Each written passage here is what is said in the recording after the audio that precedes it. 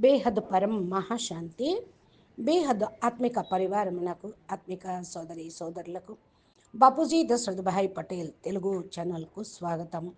ఈరోజు మనము ఆకాశిక రికార్డ్స్ అనగా యాస్ట్రల్ రికార్డ్స్ గురించి జ్యోతి ప్రకాష్ బాయ్ ద్వారా సాక్షిబెన్ పోడ్కాస్ట్లో చేసినటువంటి వీడియోని మనము పార్ట్స్ వైజ్గా తెలుగులో తెలుసుకుందాము.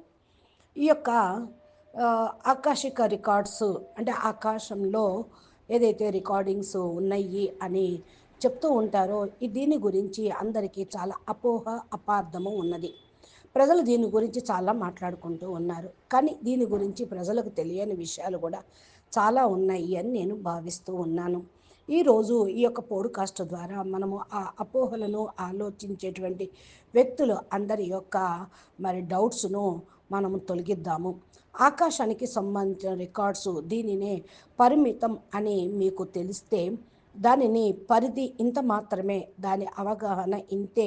ఈరోజు మీ జ్ఞానం యొక్క కోణంలో మనము మన జ్ఞానం యొక్క కోణంతో చూసినట్లయితే దాని గురించి వివరంగా తెలుసుకోవటానికి కూడా మనం ప్రయత్నం చేద్దాము. అదేమిటి అంటే సరిగ్గా మొదట పరం శాంతి అని ఆత్మలు ఏదైతే మనం అంటూ ఉన్నామో ఈ జ్ఞానానికి సంబంధించినది బాపూజీ జ్ఞానానికి సంబంధించిన చాలా విషయాలు చెప్పారు. వాటి యొక్క అర్థాలు కూడా చాలా ఉన్నాయి. ఇంకా యాస్ట్రల్ రికార్డ్స్ వివరణాత్మకంగా కూడా బాపూజీ చాలా వీడియోలో మనకు చెప్పారు. ఇవి సాధారణంగా అందరికీ అవగాహన అయ్యేది కాదు. ప్రజలకు అవగాహన అవ్వాలి అంటే వాళ్ళు కొద్దో గొప్ప ఆధ్యాత్మిక భావంలో, ఆధ్యాత్మిక మార్గంలో నడుస్తూ ఉండాలి. అప్పుడే ఆకాశ్ రికార్డ్స్ అంటే యాస్ట్రల్ రికార్డ్స్ అనే పదము అర్థమవుతుంది. నేటి కాలంలో ఆధ్యాత్మిక దృక్కోణంతో మనం అనేక విధాలుగా ఈ మాటని ఉపయోగించుకుంటూ ఉన్నాం. ఇంకోటి ఏంటి అంటే గత జన్మలో ఏ విధంగా మనం చేశామో అదే విధంగా ఈరోజు కూడా దాని యొక్క అర్థాలు ఎంతవరకు తెలుసుకుంటూ ఉన్నాం. గత జీవితంలో మనం చేసినవి అన్నీ కూడా మాటలు అన్నీ కూడా శబ్దాలుకి ఇప్పుడు రికార్డింగ్ అయి ఉన్నాయి అంటూ ఉంటారు. చాలాసార్లు చాలామంది ఈ మాటను కూడా వాడుతూ ఉంటారు.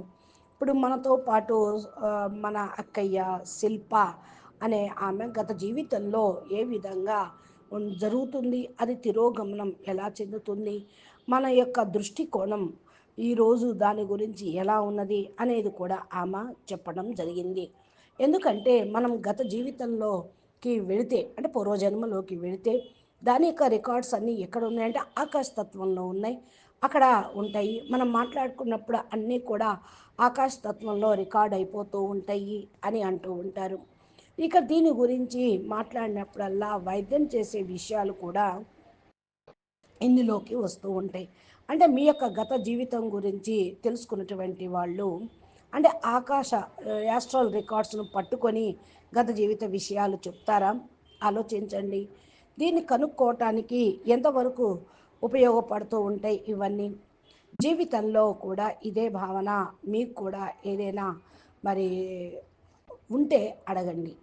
అదేవిధంగా మనం జ్యోతి ప్రకాష్ భాయ్ ద్వారా కూడా తెలుసుకుందాము అంటున్నారు సాక్షిబెన్. ఈ రెండిటికి మధ్యన ఏం తేడా ఉందో ప్రాథమికంగా మనం తెలుసుకుందాం. లేకపోతే రెండు ఒకటేనా అంటే పూర్వజన్మ గురించినటువంటి రికార్డింగ్స్ ఆకాశంలో ఉన్నాయా అనేది. మనం భౌతిక శరీరంతో కొంత బాధను అనుభవించినప్పుడు మాత్రమే వైద్యం చేయించుకుంటూ ఉంటాం. భౌతిక శరీరంలో మనకి ఏదైతే రోగమో వస్తుందనుకోండి, అది ఆనందంలో ఉండనివ్వదు. రోగము ఆనందంగా ఉండనివ్వదు కదా, ఎందుకంటే అది శరీరంలోనే ఉంటుంది. కాబట్టి మన కారణ శరీరంలో కూడా కర్మల ఖాతా ఉంటుంది. దాన్ని బట్టి మన కర్మానుసారంగా కూడా అనుభవిస్తూ ఉంటాము. శరీరం పైనటువంటి రికార్డ్స్ అంటే మనం దాన్ని చాలా లోతుగా పరిశీలిస్తే అప్పుడు లోపల ఉన్న రికార్డ్స్. కాబట్టి శరీరం అంటే ఒకటి. శరీరము కంపనము ఉంటూ ఉంటుంది. ప్రతి ఒక్కటి వైబ్రేషన్ అన్నమాట. మనం మాట్లాడింది వైబ్రేషను, విన్నది వైబ్రేషను, ఇవన్నీ కూడా ఉంటాయి. అలాగే దీన్ని చాలామంది ఈ విధంగా చెప్తూ ఉంటారు. అయితే మనము ఏదైనా పని చేస్తున్నాం అనుకోండి, క్రియ కర్మ అది వైబ్రేషన్ రూపంలో ఉంటూ ఉంటుంది. కారణ శరీరంలో కూడా వైబ్రేషన్ ఉంటుంది అని అది భౌతిక విషయంలో కూడా చాలామంది స్పష్టం చేయటం జరిగింది.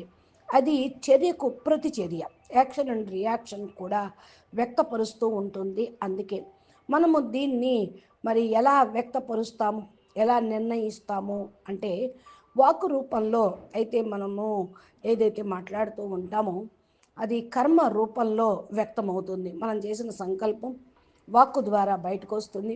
మాట ద్వారా వచ్చినప్పుడు ఆ మాట వాయుమండలంలోకి వెళ్ళి వైబ్రేషన్గా తయారవుతుంది. అది కర్మ రూపంలో చేసినప్పుడు కూడా వైబ్రేషన్ రూపంలో వ్యక్తమవుతూ ఉంటుంది.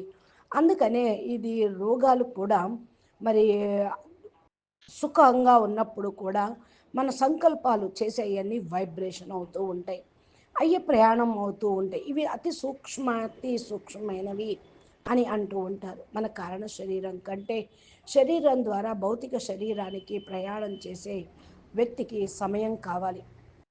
అంటే ఇప్పుడు చూడండి, ఒక చోట నుంచి ఒక చోట వ్యక్తి వెళ్ళాలి అంటే ప్రయాణం చేస్తాం, కాలం పడుతుంది. మరి అదే గనక మరి విమానంలో వెళ్తూ ఉంటే చాలా త్వరగా వెళ్ళిపోతాం. సంకల్పాల యొక్క వైబ్రేషన్ కూడా ఫాస్ట్గా వెళ్ళిపోతుంది, సూక్ష్మమైనవి కాబట్టి. భౌతిక శరీరంలో కర్మ రూపంలో అవి కనిపిస్తూ ఉంటాయి కాబట్టి దాని ద్వారా చేయవలసినటువంటి వైద్యము స్థూలంగానే శరీరానికి చేస్తూ ఉంటారు వ్యక్తులు. గత జన్మ యొక్క ద్వారా చేసినటువంటి కర్మలు ఈ జన్మలో రోగం రూపంలో కర్మ భోజ రూపంలో అనుభవిస్తున్నాము అని అంటే దాన్ని నయం చేయాలంటే పూర్వజన్మల యొక్క కర్మల్ని క్లీన్ చేయాలి.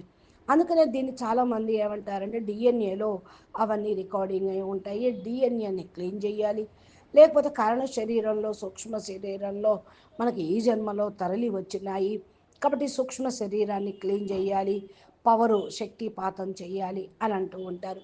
అయితే గత జన్మ అంటే గత జీవితం ద్వారా మనకు భౌతిక శరీరంలోకి ఇప్పటికి వచ్చినప్పుడు అతను ఇప్పటికే మరి చేరుకున్నాయి కదా, దాన్ని నయం ఎలా చేయాలి అంటే భౌతిక దేహానికే ట్రీట్మెంట్ ఇవ్వటం జరుగుతుంది. అప్పుడు దాని ప్రభావం తగ్గిపోతూ ఉంటుంది.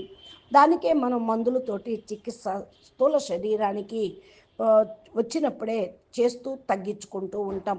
అయితే దీనికి మూలం ఏంటి అనేది మనం పోలేరు. స్థూల శరీరానికి వచ్చింది, స్థూల శరీరానికి మందు వేస్తూ ఉంటాం, అది నయం అవుతుంది అనుకుంటాం, కారణం తెలుసు కాబట్టి డాక్టర్స్కి.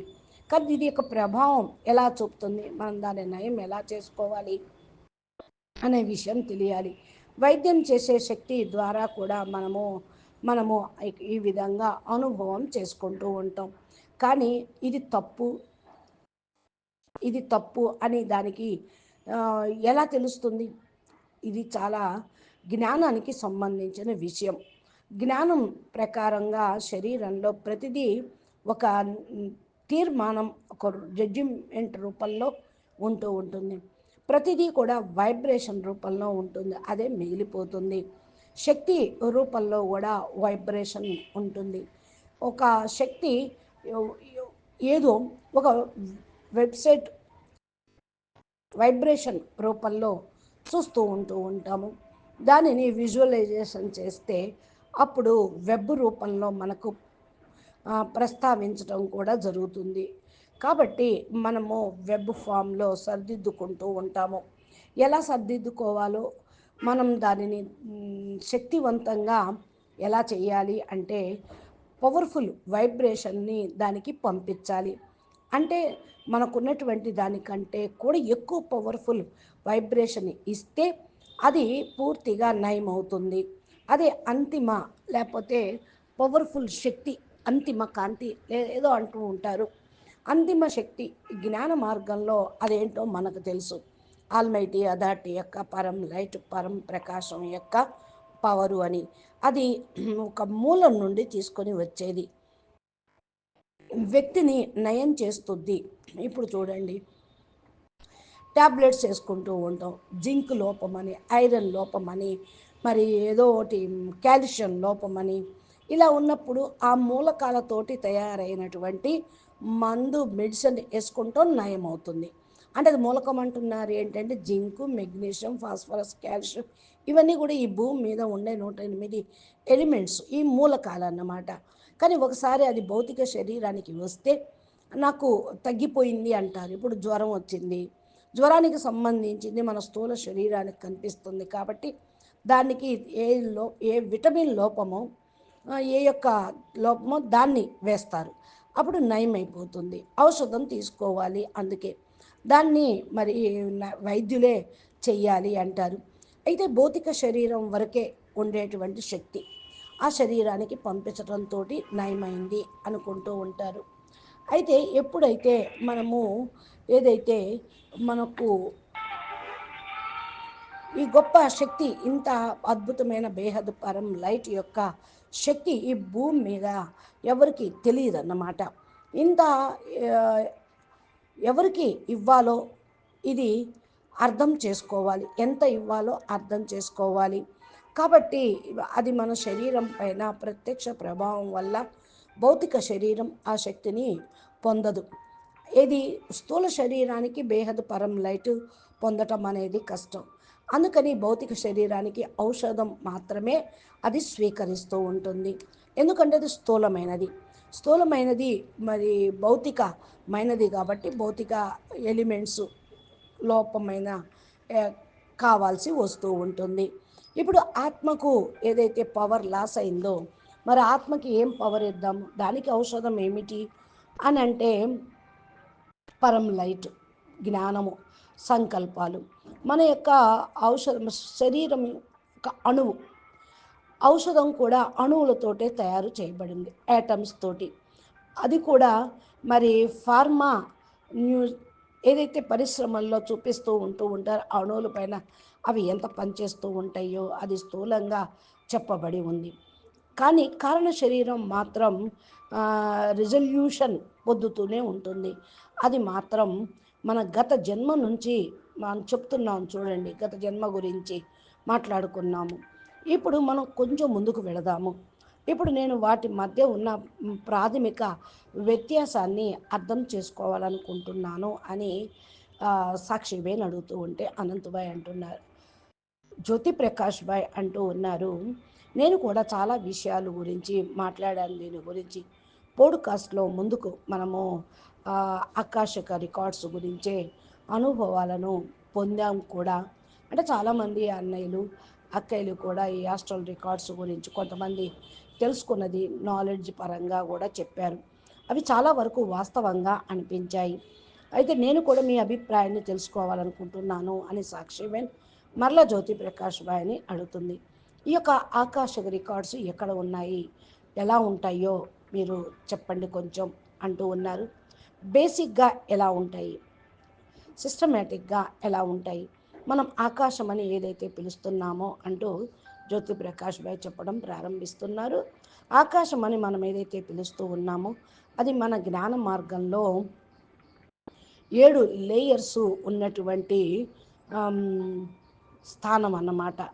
ఇప్పుడు మనం శరీరమే ఉంది, స్థూల శరీరం అంట, దీని లోపల సూక్ష్మ శరీరం, కారణ శరీరం ఇలా ఉంటూ ఉంటాయి. అంటే ఏమవుతుంది, ఇవన్నీ కూడా బాడీలే అనమాట లోపల. అప్పుడు కారణ శరీరం లోపల ఉన్నట్టు తెలుస్తుంది. మరి దేహానికి వచ్చినప్పుడు మనం స్థూలంగా కళలు చూస్తూ ఉంటాం, కళలు కంటూ ఉంటాం. అది కూడా సామర్థ్యపు దృశ్యమే కదా, కానీ భౌతిక దృశ్యం కాదు. అర్థం చేసుకునేది మనకు ఆ సబ్ కాన్షియస్ మైండ్లో విజన్ రూపంలో కనపడుతుంది. అయితే అది భౌతిక దృశ్యం కాదు. కాబట్టి దాన్ని ఆస్ట్రల్ రికార్డ్స్ అని అంటూ ఉన్నారు. మనకు కనిపిస్తూ ఉంటాయి సబ్ కాన్షియస్ మైండ్లో. అంటే ఆకాశతత్వము అనేది ధాతు ఎక్కడి నుండి వచ్చింది, ఆకాశ అనే అంశము కారణ శరీరంలో మాత్రమే వచ్చింది. కారణ శరీరం పైన దేహంలోనే గొప్ప గొప్ప మరి కారణ శరీరం పైన సూక్ష్మ శరీరం, సూక్ష్మ శరీరం పైన స్థూల శరీరం ఉంది. ఇప్పుడు చెవి ఉన్నది, సర్వోత్కృష్టమైనటువంటిది అని ఆకాశం అంటారు. ఏది గొప్పదో అది సూక్ష్మమైన అంశము అవుతుంది. ఆకాశము సూక్ష్మమైనది, కంటికి కనిపించేదే కాదు, కంటికి కనిపించిన లోపల శక్తివంతంగా ఉంది. దాని గురించి మనం మాట్లాడుకుందాం అంటూ ఉన్నారు. ఆకాశతత్వంలో మన రికార్డింగ్లు, మన సూక్ష్మ శరీరంలోని రికార్డింగ్లు కూడా ఉన్నాయి. అతి సూక్ష్మ రూపంలో కారణ శరీరంలోకి వెళితే ఆ యాస్ట్రల్ రికార్డ్సు అంటే ఆ కారణ శరీరమే, దానిపైన ఉన్న సూక్ష్మ పొరను మనం ఆకాశ రికార్డ్స్ అని అంటూ ఉంటాం. రికార్డ్స్లో కూడా సూక్ష్మ శరీరం, దాని లోపల ఆకాశ మూలకం చాలా తక్కువగా ఉంటూ ఉంటుంది. ప్రధానంగా ఈ సూక్ష్మ శరీరంలో అగ్ని మరియు వాయువు ఎక్కువగా ఉంటుంది. ఆకాశము అంటే ఇంకా సూక్ష్మమైనది, అందుకనే దీన్ని మనసుతోటి పోలుస్తారు. మనోమయ శరీరం కారణ శరీరంగా చెప్పబడుతూ ఉంది. అంటే ఇప్పుడు వాయువు మరియు అగ్ని ఏదైతే ఆకాశము ఈ మూడు కలిగినదే సూక్ష్మ శరీరము. అంటే మన దీనిలో ఆ, గాలి, ఆ వాయువు, అగ్ని చాలా ఉంటుంది. ఆకాశతత్వము అనేది దాంట్లో ఆ, మూలకం క్రమంగా లోపలికి కదులుతుంది. దీని కారణం వల్లే శరీరం 100 డిగ్రీల వద్ద మనకు ఉంటుంది. కాబట్టి మనము గత జీవితంలో ఏదైతే పునర్జన్మ, గత జీవితంలోని జన్మలోకి వచ్చాము అంటే మరి తిరోగమనంలోకి వస్తూ ఉంటాం. పూర్వజన్మలోకి వెళితే అంటే మనకు చాలామంది పూర్వజన్మలోకి తీసుకొని వెళ్తూ ఉంటారు. ఎక్కువగా మనం సూక్ష్మ శరీరాన్ని యాక్సెస్ చేస్తూ ఉంటారు వాళ్ళు. మరి ప్రాథమికంగా మనలోని ఈ యొక్క రికార్డింగ్స్ సూక్ష్మమైన రికార్డ్స్. దాని కారణంగా శరీరంలో చాలా ఉన్నాయి. కలలో కూడా ప్రాప్తి చేయటం కష్టమైనదే. ఎవరైనా దీన్ని చేస్తూ ఉంటారు. కొంతమంది కళల్ని కనిపెట్టడం, కళల్ని చూడటం అనేది జరుగుతుందా? ఏమీ లేదు. నాకు ఈ విషయం అయితే తెలియదు. ఎందుకంటే శరీరాన్ని అయితే మనం చూస్తున్నాం స్థూలంగా. మరి స్వప్నాలను చూడం కదా, ఎవరికి వాళ్ళే చూస్తారు. ఒకళ్ళ స్వప్నం ఒకళ్ళకి తెలియదు. అది యోగ శక్తి లేకుండా, ఆత్మశక్తి లేకుండా చేయటము, సూక్ష్మ శరీరంలో ఉన్న కదలికల్ని గమనించటం కష్టం. చాలామంది గొప్ప గొప్ప యోగులు దీన్ని పూర్వకాలంలో చేస్తూ ఉండేవాళ్ళు. ఈరోజు కూడా ఎవరైనా చేస్తూ ఉండాలి. కాబట్టి ఎవరైతే చేస్తూ ఉంటారో అతనికి తప్పకుండా కూడా కొన్ని శక్తులు ఏదో ఉండి ఉండాలి అని అంటున్నారు బాపూజీ. అంటే ఏదైతే మరి మనకు బాపూజీ ఏదైతే చెప్తూ ఉన్నారో దాన్ని అర్థం చేసుకోవాలి. కొంతమంది ఈ జన్మలో రిగ్రెషన్లోకి వెళ్ళి రికార్డులను ధ్వంసం అంటే క్లీన్ చేస్తున్నారని కొంతమంది చెప్తూ ఉన్నారు. నాకు అర్థం కావటం లేదు. ఒకరి కారణంగా మనము ఆ సూక్ష్మ శరీరాలను అధ్యయనం చేస్తున్నాము అంటే ఒకటి లేదా రెండు శరీరాలు, మనకు మూడు శరీరాలు ఉన్నాయని అర్థం చేసుకుంటే భౌతిక శరీరంలోనూ సూక్ష్మ శరీరంలోనూ కారణాంతరాల వరకు 7 పొరలు కలిగి ఉంటాయి శరీరం. కాబట్టి అన్ని రికార్డింగ్స్ దాని లోపల ఉంటాయి. ఇప్పటి వరకు కూడా మనం ఎంతసేపు మాట్లాడుకున్నామో, ఎన్ని జన్మలు ఉంటాయో ఆ రికార్డింగ్స్ అన్నీ ఉన్నాయి అని చెప్తూ ఉంటారు చాలామంది. ఎందుకంటే మన ఆత్మ ప్రయాణం చేస్తూ వచ్చింది. మరి పైనుండి నిరాకారం నుండి ఆకారి, సూక్ష్మం నుండి వస్తూ ఏ పొరల్లో మనము పవర్ని, వైబ్రేషన్ని స్ప్రెడ్ చేస్తూ ఉంటామో అక్కడ మనం మన వైబ్రేషన్ పంపించినప్పుడు అక్కడ ఒకటి తయారవుతుంది. మనము సృష్టించబడుతుంది ఏదో చూస్తూ ఉన్నాము. జ్ఞానంలో వలె ఆత్మ ఎప్పటి నుండి సృష్టించబడింది అంటే మనకు తెలియదు, ఎప్పటి నుంచో అని అంటారు. దీని ప్రకారం చూస్తే మన జ్ఞానాన్ని ఎవరు లెక్కించనూ లేరు. ఈ విశ్వం యొక్క ఆత్మ గురించి కూడా మాట్లాడుకుందాం. విశ్వాత్మ విశ్వాత్మ అంటారు. విశ్వం యొక్క ఆత్మ అనగైంది. విశ్వాత్మ అంటే బ్రహ్మ, పరబ్రహ్మ. బ్రహ్మ సృష్టించిన వాడు మరి మహోన్నతమైన మనిషి. తర్వాత పరమాత్మ, ఆయన్నే పరమాత్మ అని కూడా అంటారు. ఫస్ట్ మరి పరమాత్మ సప్త ఋషుల్ని సృష్టించారు. బ్రహ్మ సృష్టించింది సప్త ఋషుల్ని. సప్త ఋషులు తర్వాత వారు వారి యొక్క సృష్టిని తయారు చేశారు. లాస్ట్కి దేవతలు, తర్వాత మానవాత్మ సృష్టించబడింది. ఇలా కూడా మనం చూసినట్లయితే ఇట్లా లెక్కించుకుంటూ వస్తే ఒక మానవాత్మ 10 సంవత్సరాల తర్వాత మాత్రమే సృష్టించబడింది. బ్రహ్మ యొక్క 10 సంవత్సరాల వయసు తర్వాత ఈ స్థూల భూమిని సృష్టించబడింది. అప్పుడే మానవులుగా అయ్యారు అని మనకు అర్థమవుతూ ఉంటుంది. అంటే బ్రహ్మ ఆత్మకు 100 సంవత్సరాలు కదా. దానిలో 10 సంవత్సరాల తర్వాత అంటే మరి ఇవన్నీ మనం లెక్కల్లోకి బాపూజీ అయితే ట్రిలియన్ ట్రిలియన్ సంవత్సరాలు అని కూడా చెప్పారు. మనం ఈ విశ్వం గురించే మాట్లాడుకుంటూ ఉంటాం. అంటే ట్రిలియన్ సంవత్సరాలు అని. విశ్వం యొక్క ప్రయాణం కూడా ఇలాగే కొనసాగుతూ ఉంది. ఆ కారణం వల్ల గత జన్మల్లో ఉన్నవి సూక్ష్మ శరీరంలో రికార్డింగ్స్. ఎంత యాక్షన్ చేయగలరు? ఎవరు యాక్షన్ చేయగలరు? చాలా అయితే కొన్ని లేయర్స్ వరకే రికార్డింగ్స్ను మనము యాక్షన్ యాక్సెస్ చేయగలరు అన్నమాట. కానీ నేను చాలామందిని చెప్తూ ఉంటే విన్నాను చాలామంది దగ్గర నుంచి. మేము గత జన్మలోకి వెళ్ళాము, అక్కడ యాస్ట్రల్ రికార్డ్స్ చూసాము, 100 సంవత్సరాల క్రితం చూసిన చూశాను, 100 జన్మల క్రితం కూడా చూశాను అని చెప్తూ ఉంటారు. ఇది నిజమేనా? మరి దాని గురించి ప్రశ్న అడుగుతూ ఉన్నారు. దీని గురించి వివరం మనం నెక్స్ట్ ఆడియోలో బా అన్నయ్య గారు ఏం చెప్తారో, సాక్షిబేన్ ఏం అడుగుతున్నారో, యాస్ట్రల్ రికార్డ్స్ని చూడటం కరెక్టేనా అని అప్పుడు మనం విందాము. అచ్చా, పరం శాంతి. నమస్తే, ధన్యవాదాలు. బేహద్కే బేహద్. పరం పరం పరం. మహాశాంతి హే, మహాశాంతి హే, మహాశాంతి హే. బాపూజీ దశరథ్ భాయ్ పటేల్ తెలుగు ఛానల్ని సబ్స్క్రైబ్ చేసి గంట సింబల్ని ప్రెస్ చేస్తే నోటిఫికేషన్ రూపంలో మీకు లభిస్తూ ఉంటాయి. మరి వినండి, అర్థం చేసుకోండి జ్ఞానాన్ని. నమస్తే, పరమాశాంతి. బేహద్